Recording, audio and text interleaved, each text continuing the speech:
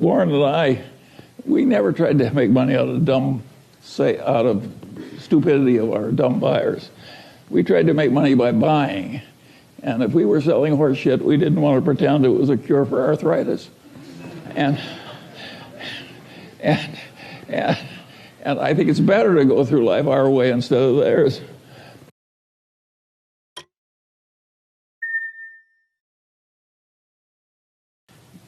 If you take the modern world,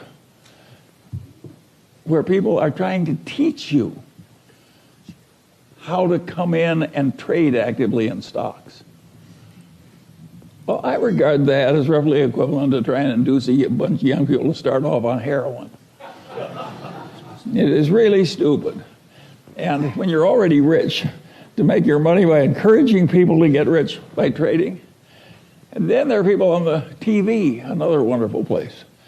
And they say, I have this book that will teach you how to make 300% a year. And all you have to do is pay for shipping, and I will mail it to you. How likely is it that a person who had suddenly found a way to make 300% a year would be trying to sell books on the internet to you? And it's ridiculous. And yet, I've described modern commerce. And the people who do this all day think they're useful citizens. The advertising agents that invent the lingo. And so in insurance, they say, the two people who shifted from Geico to the Glotz Insurance Company saved $400 each. What they don't tell you is there are only two such people in the whole United States, and they were both nuts. But they mislead you on purpose. And I get tired of it. And I don't think it's right that we deliberately mislead people as much as we do. Let me tell you another story that I think is an interesting one about the modern life. But this goes back to a different time. And this man has this wonderful horse. And it's just a marvelous horse. It's got an easy gait and good looking and everything. It just works wonderfully. But also occasionally just gets so he's dangerous and vicious and causes enormous damage and trouble and breaks arms and legs for his rider and so on. And he goes to the vet and says, what can I do about this horse? And the vet says, that's a very easy problem and I'm glad to help you. He says, what should I do? And the man says, the next time your horse is behaving well, sell it.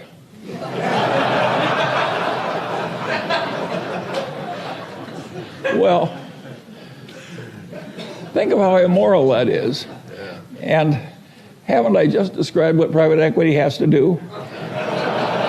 When private equity has to sell something that's really troublesome, they hire an investment banker. And what does the investment banker do? He makes a projection. You can't, I have never seen such expertise in my whole life as is created in making projections in investment banking. There is no business so lousy it can't get a wonderful projection. But is that a great way to make a living, to have phony projections and use it to make money out of people you look right into the eyes of? I would say no.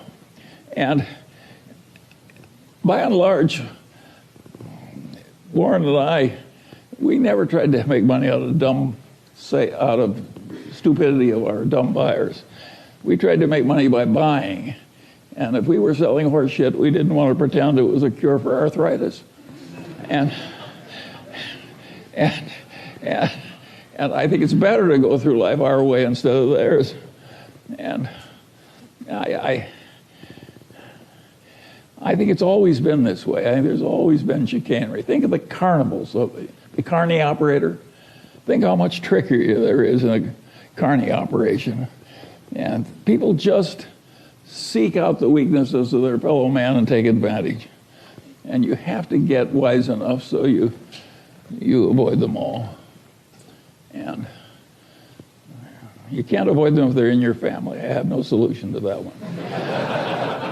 But where you have a fair choice, there are just so many people that should be avoided.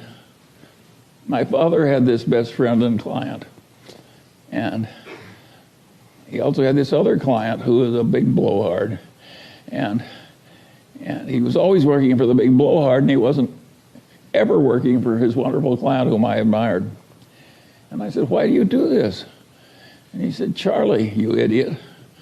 He says, the big blowhard is an endless source of legal troubles. He's always in trouble, overreaching and misbehaving and so forth. Whereas Grant McFadden treats everybody right, the employees, the customers, everything. And he gets involved with some psychotic, he walks over there and makes a graceful exit immediately. So a man like that doesn't need a lawyer. And my father was trying to teach me something, and it really worked. I spent my whole life trying to be like Grant McFadden. And I want to tell you, it works.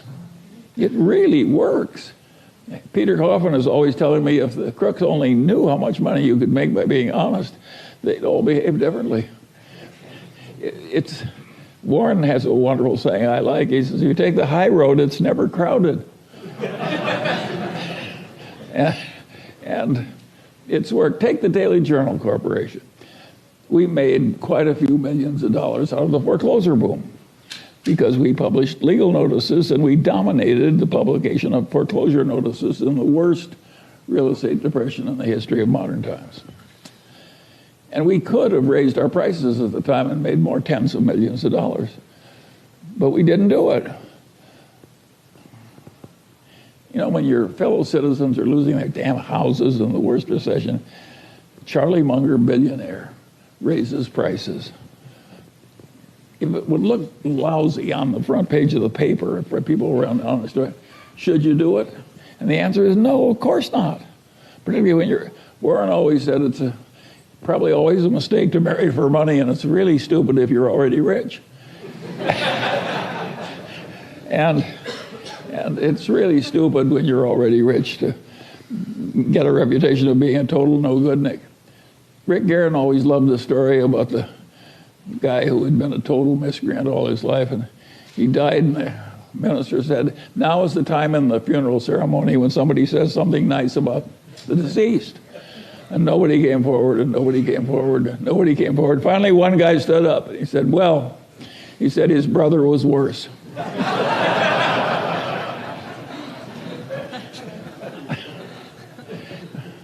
Well, you can laugh, but there are people like that.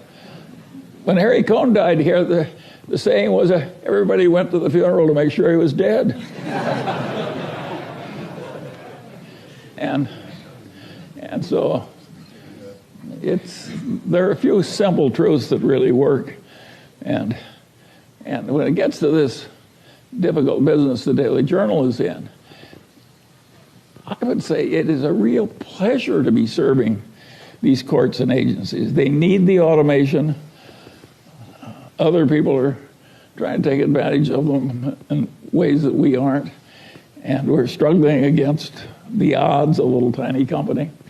And we're taking a lot of territory. It's slow going, but the prospects are good. And of course, the nice thing about being rich is it doesn't matter if it's a little slow. And how did we get rich? Well, we remembered Grandpa Ingham, and when one of the few opportunities came along, we reached out and seized it.